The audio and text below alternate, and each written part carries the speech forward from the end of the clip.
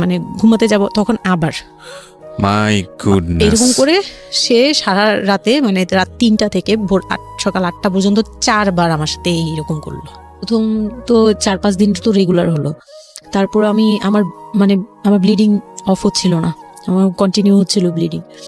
তো এক সময় যে ব্লিডিং এর মধ্যেও তিনি অনেক বাজে ইয়ে করেছে। আমার নাম শামিমা। শামিমা, বয়স কত? বয়স এখন 27। 27 ইয়ার্স। ওকে, জন্ম জেলা? জন্ম পুরান ঢাকায়। পুরান ঢাকাতে আপনার জন্ম? হ্যাঁ, পুরান ঢাকাতেই আমার ফ্যামিলি। তার মানে আপনি ঢাকাইয়া কুট্টি যেটাকে বলে বলতে পারেন এরকমই। আচ্ছা, পুরান ঢাকার ভাষা পারেন? হ্যাঁ। বিয়ে যেদিন হলো, বিয়ের রাতের কথাটা কি বলবো? নিশ্চয়ই। আপনার যদি মনে হয় যে বিষয়টা সামাজিকতার জায়গাটা থেকে খুব সেন্সিটিভ, একটা মেয়ের মানসিকতার জায়গাটা থেকে, যেটা আসলে এটা আমার বলার মতো শক্তিও নাই। সত্যি কথা বলতে আমি এটাই আমার লাইফের সবচেয়ে বড় ট্র্যাজেডি, বিয়ের রাত। হয়তো আপনি খেয়াল করছেন কিনা জানি না, কিন্তু আপনি মাঝখানে বললেন যে আমি অ্যাফেয়ার করবো কিভাবে, আমার মন তো তখনই ভেঙে দিছে।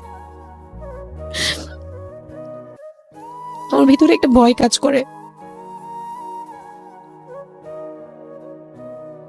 কি হয়েছিল আমি জানি, আপনি খুব সুন্দর করে বলছেন গল্প, আপনি আপনার মতো করেই বলবেন, আমরা আসলে মূল মেসেজটাই পেতে চাই।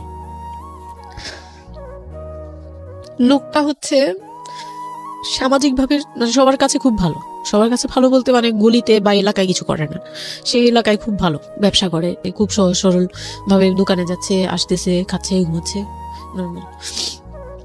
আমার সাথে যেদিন বিয়ে হলো সেদিন খুব বৃষ্টি।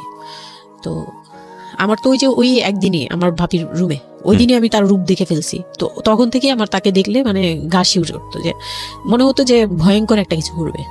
মানে মনে হতো, তখন আমি বুঝতাম না, সেক্সুয়াল লাইফটা বুঝতাম না যে সেক্স কি জিনিস, কিন্তু তখন একটা ভয় ঢুকে গেছে, খুব চাপা একটা ভয়। প্রথম কথা হচ্ছে যে আপনি একটা ছেলে এবং মেয়ের মধ্যে যে স্বাভাবিক সম্পর্কটা বিবাহ পরবর্তী, এটা সম্পর্কে আপনার কোনো আইডিয়া ছিল? আপনাকে কেউ বলেছে? এটা সম্পর্কে কোনো আইডিয়া ছিল না, শুধু জানতাম যে কিছু একটা হয়, কিন্তু কি হয় সেটা আপনি জানতেন না। ডিটেইলসটা আমি জানতাম। আপনাকে বিয়ের রাতে বা আগে পরেও কেউ কখনো কিছু বলে না? আমার বিয়ের আগে আমার এক ভাবি ছিল, মানে যেই ভাবির বাসায় গেছে সেই ভাবি না, আরেকটা ভাবি ছিল, উনারই বড় যা আর কি।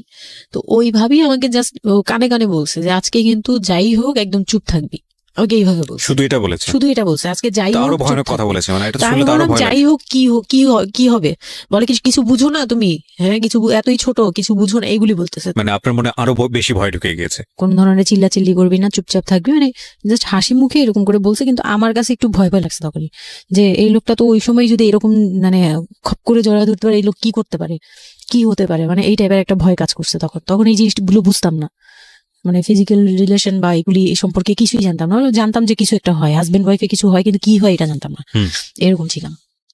তো নর্মালি যখন বিয়েটা হলো, কমপ্লিট হলো, সে তো মানে কতক্ষণ রুমে যাবে। তারপর বিয়ের দিন যেটা আর কি, রাতের বেলা সবাই আমাকে নিয়ে আসলো বাড়িতে, মানে ওনাদের বাসায়। তো ওই বাসায় হচ্ছে একটা রুম, মানে প্রথম হচ্ছে বাসায় ঢুকেই কোনো বারান্দা টারান্দা কিছু নেই, শুধু রুম আর সিঁড়ি, সিঁড়ি ঘর। মানে পুরান ঢাকার বাসাগুলো একটু বেশি ইয়ে হয়তো, খুব ছোট ছোট হয়তো, ঘিঞ্জি টাইপের হয়। হ্যাঁ, আমি একসময় জিএসআরসিতে কাজ করতাম, আমার ফার্স্ট জব ছিল ওটা, আমি সার্ভে করেছিলাম পুরান ঢাকায়।